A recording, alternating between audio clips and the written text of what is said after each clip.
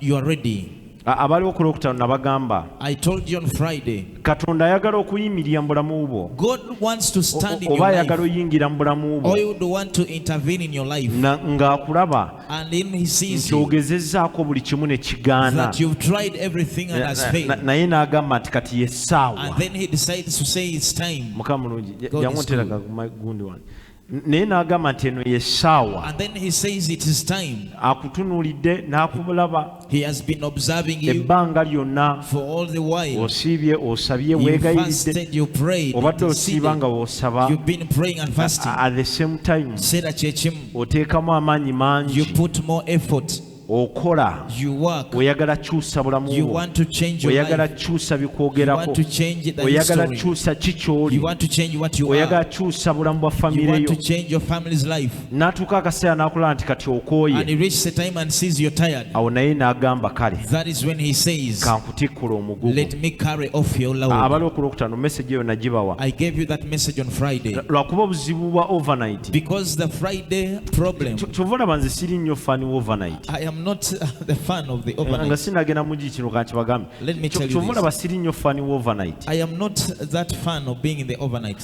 overnight zirina ebizibu byazo Overnight has its problem. ate zirina ekirungi abasinga kye batategeera And it has the good part which most people don't understand. mu overnight In the overnight oba mu kiro ekyo or during the night, ng'ensi esirise when the world is silent, katonda yakola ensi eno the Lord created this world nga mu kiro eba esirise that in the night it is silent. however Though omulembe guno this ate generation, mu kiro in the night, ensi ereekaana nnyo singa emisana the world shouts so have noise than during the time. naye mu kiro ng'ensi esirise But during the night when the world is silent, ng'obudde when the time temuliemu bbugumu it has no cold weather, obudde when the weather bukakkanye it is bulungi calm, naawe n'osaba you also pray ne weegayirira and you mukama intercede to God. kambabulye essala y'ekiro That night prayer, bw'oba ng'oli siriyasi when you're serious with it ng'oli mukkiriza and you are a believer, ekolerawo it works immediately. kati nsasiramu abatajja mu overnight ne musigala ewaka ne mwebaka So I pity those who don't come and you remain at home sleeping. essala y'ekiro The night prayer, bw'oba ng'oli mukkiriza when you are a believer, osobola n'ogirabako awo you can see it functioning.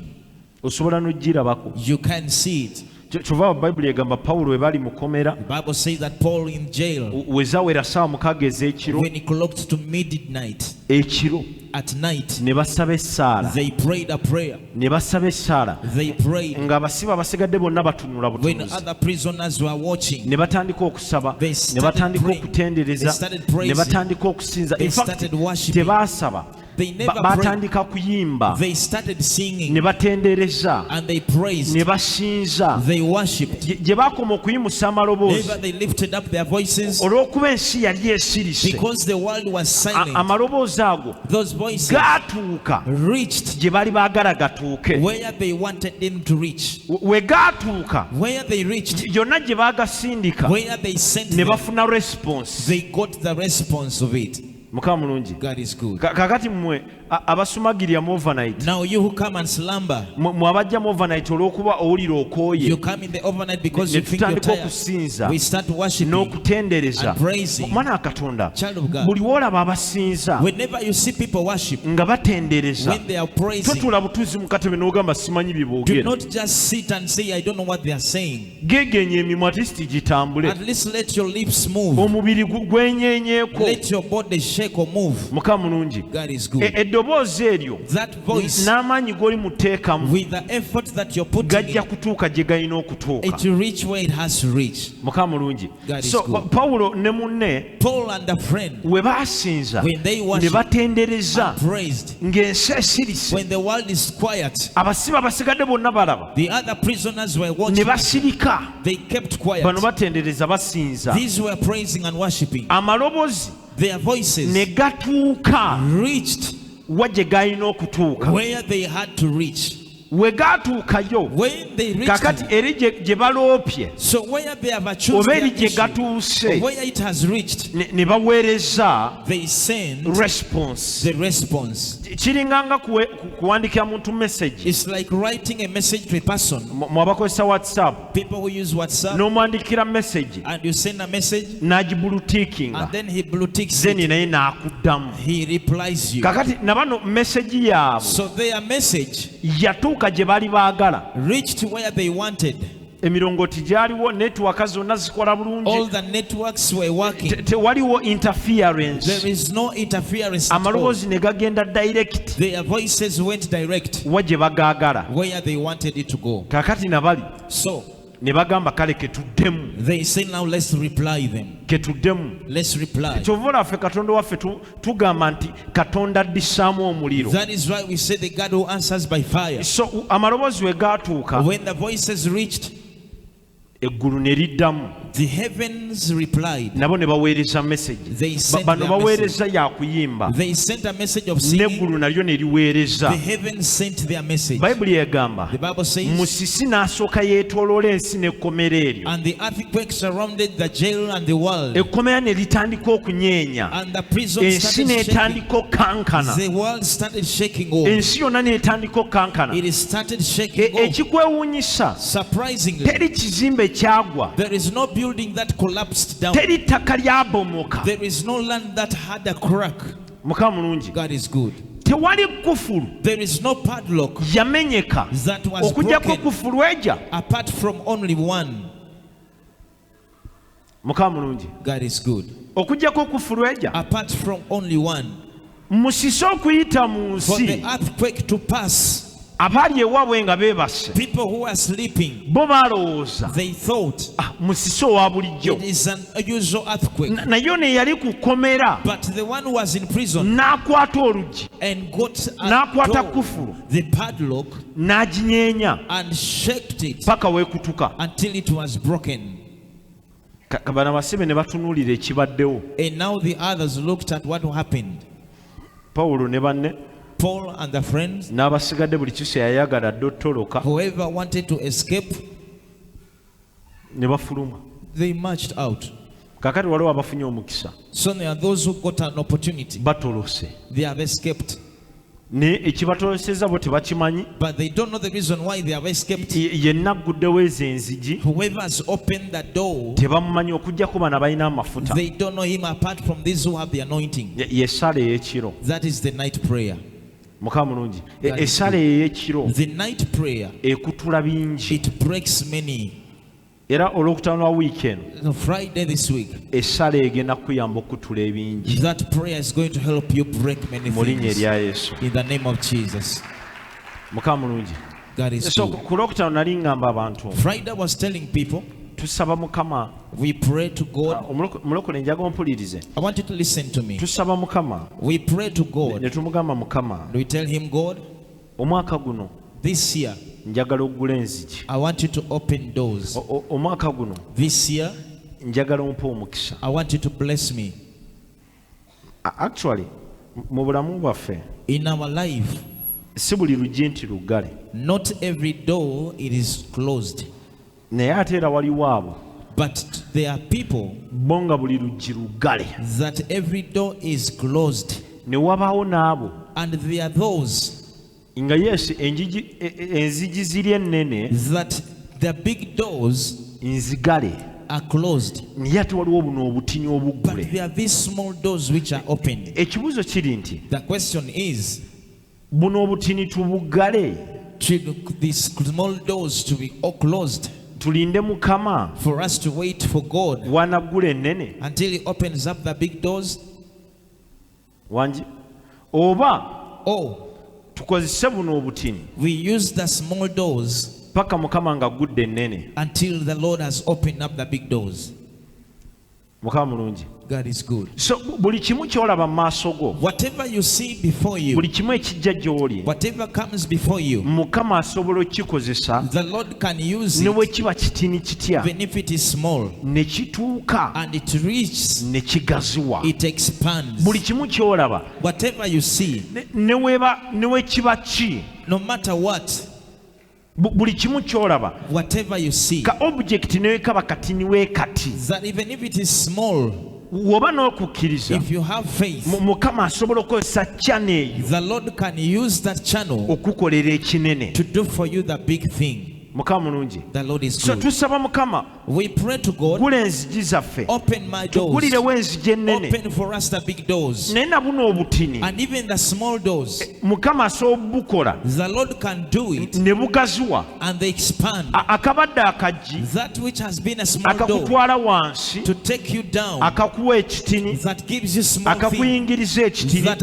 earns little. mukama n'akakozesa The Lord uses ne it, lufuuka oluggi and it olunene becomes a big door nga bw'oluggulawo that when you open it, oyingira mu binene you byokka enter into the big portions, si bitini. not small. Mukama mulungi. God is good. So katonda asobola okukozesa buli kimu The Lord can use everything, buli kimu everything ekiri mu maaso gaffe which is before us, buli kimu everything. newe kaba kasikaafu Even if it is a scarf, newe kaba even katambaala if it is a handkerchief, newe kaba even katambaala if it is a hanky, mukama asobola okukakozesa. the Lord can Kano use katambaala it. butambaala This just same your hanky, naye mukama asobola oteeka mu n'amaanyi but the Lord can put their power, ne kalwana entalo z'otandisobodde and it kulwana. fights the battle that you would not fight. Mukama mulungi. God is good. Ebiseera ebisinga Most tulina times, ekibuuzo kye twebuuza, there is a question we always ask ŋŋenda ourselves: kukola ntya, what am I going to do? ŋŋenda kukola ntya, What am I going to do? ki kye ŋŋenda okukola, What am I going to do? ŋŋenda kumalako ntya, How will I do this? ŋŋenda kuyitawo ntya. How will I pass there? Mukama mulungi. God is good. Ku lwokutaano On nagamba Friday, abajja I abaaliwo told the people who came, era ne mbawa example. and I gave them an example, Nsobola oyimirira wano ne njogera ne ŋŋamba that I may stand and speak, say, wiiki eno Mukama this week agenda kukukozesa the Lord is going to use you. ogenda yingiza miliyoni 10. You're going to earn 10 million. Kaakati Now, omuntu nga talina channel when a person has no channel miliyoni zino 10 mwe zisobola oyingirira, where the 10 millions can come from, okukkiriza kwe kuba wansi. their faith will always be down. Mukama mulungi. God is Ne good. waliwo abalina channel nga just But there are those who have channels, kibulamu bubuzi. there is something that lacks. Wonna amugamba ekyo When you tell them that, ajja kukkiriza. they will believe. Mukama mulungi. God is good. Wonna amugamba ekyo ajja When kukkiriza. you tell them such, they will believe. Mukama mulungi. God is good. Mbuuliza neighbor, Ask your neighbor, singa nkuwa kano akatambaala if I give you that hanky, kasobola kukola ki mu bulamu bwo? what can it do in your life? Mbuuliza neighbor, Ask your neighbor. mwe bakkiriza. You are Mwe believers. You are born Bino again. nabasanga mu bikola. I found you doing it. Singa nkuwa kano akatambaala If I give you that hanky, ki kye kasobola okukola mu bulamu bwo? what can it do in your life?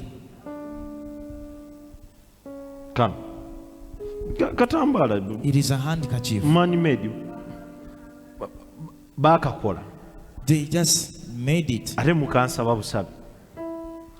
Mukama mulungi. God is good. So Mukama asobola okukozesa buli kimu. The Lord can use everything. Mukama asobola okukozesa buli kimu. The Lord can use everything. Kano katambaala It is a handkerchief. ka bulijjo. It is a normal Bameka wano handkerchief. ng'olina akatambaala? How many of you have it? Gyeyo akatambaalako. Get your handkerchief.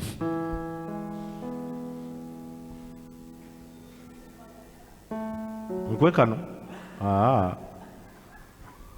Kano kange. Mbuuliza munno, Now ask your neighbor, akatambaalako your handkerchief, kasinga akanga amaanyi? does it have power than the one of the pastor?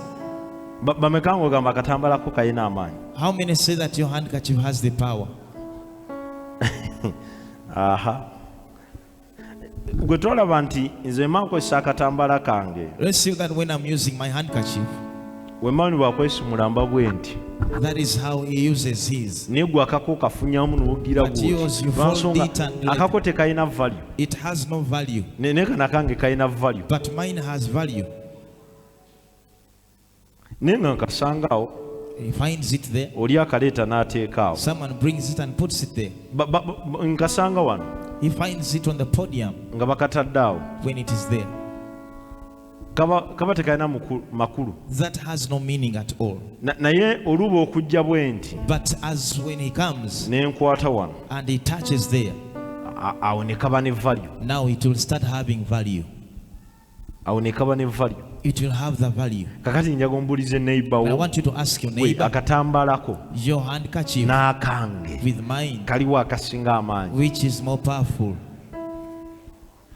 Nze akange That my handkerchief, nsobola okukakwata I can get it ne nkakasukira and then throw it for you, ne kakuzitowako and it's heavy. It is heavy. mu kabaka In grabbing it, n'okkirira wansi. you fall down. Akange That kakati is mine. ekibuzo kiri nti The question is, gwakako kasobola okukikola. can yours do it? Mukama mulungi. God is good. Gwakako Your handkerchief, kasobola okukikola. can it do it? Tuli fena Are we together? akange nze kasobola. Mine can do it. Akange kasobola. Kati mbuulira gwe akako kasobola. Now tell me, can yours do the same? Mukama mulungi. God is good. Nze nsobola okugamba I can tell you, kwata katambala kange. get this handkerchief, Mukama mulungi. God is Kwata good. akatambala kange n'okwatako side emu And then you hold the other side, nange ne nkwatako emu. and then I also hold the other side. Kakati ne mmanya obulamu bwo bwonna. Then I'll come to know your life. Ekibuzo kiri nti wenkwatako The question is, when I touch on yours, naawe osobola okumanya obwange. can you know about my life? Tugezese. Leeta akako. Bring your hanky. Nkwateko ensonda emu nawe okwateko emu. That I touch one corner and they also one corner. Osobole okuŋŋamba ebinkwatako. So you tell me all about me. Leeta akako. Nkuwadde omukisa. Leeta akako. Njagala omuntu omu. I want one person.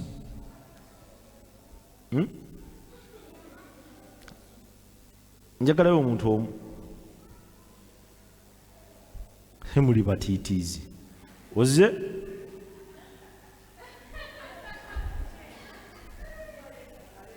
Kana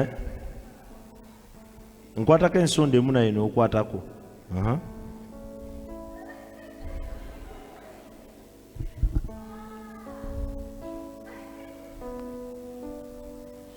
Naye nalina mu kusaba kale. Ogezaako si kibi naye olemereddwa. Lwaki olemereddwa?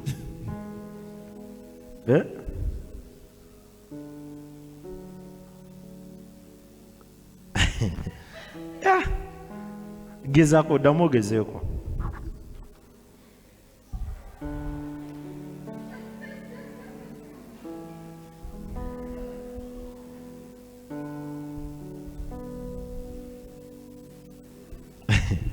Ddamu ogezeeko. Ani omulala asobola okugezaako? Who else can try? Kino kigenda bayambako bano abaali bagamba simanyi mpeta simanyi lwaki This was mazzi. saying the ring. Kigenda bayambako tegeera lwaki ebyo bintu twali tubikozesa It's going to help oba you to lwaki know tubikozesa. why we use those things.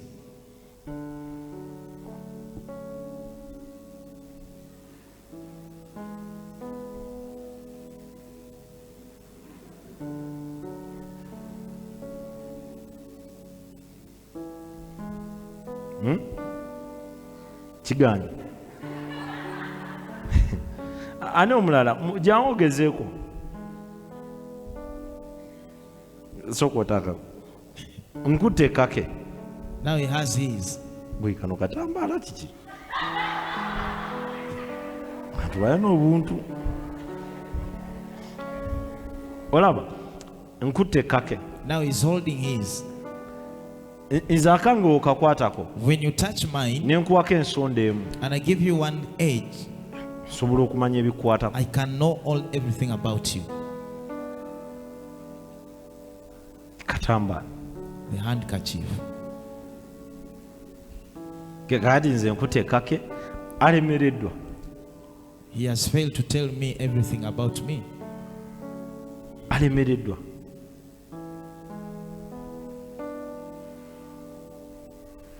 Mukama mulungi. God is good. Ali omulala? Who else?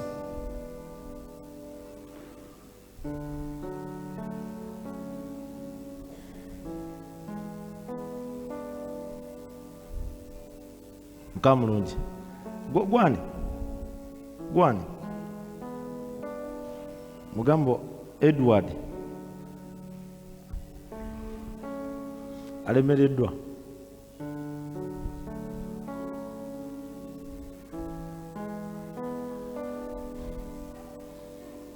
Amabanja olina mangi. Kakati nze mutandise ku kake. Ye yalemeddwa kati nze kankimukole. He failed, now let me do it on his.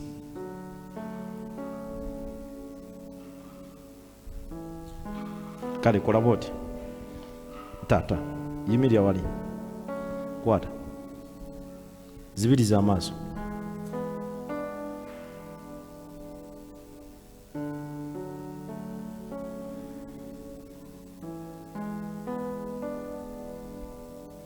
Era tulina kyonfunako.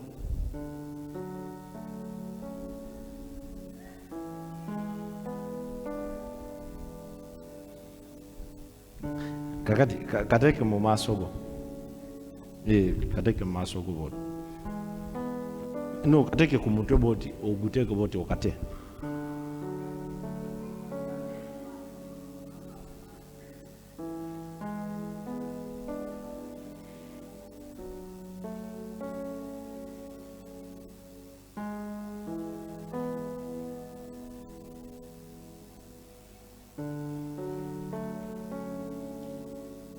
Olaba ako kake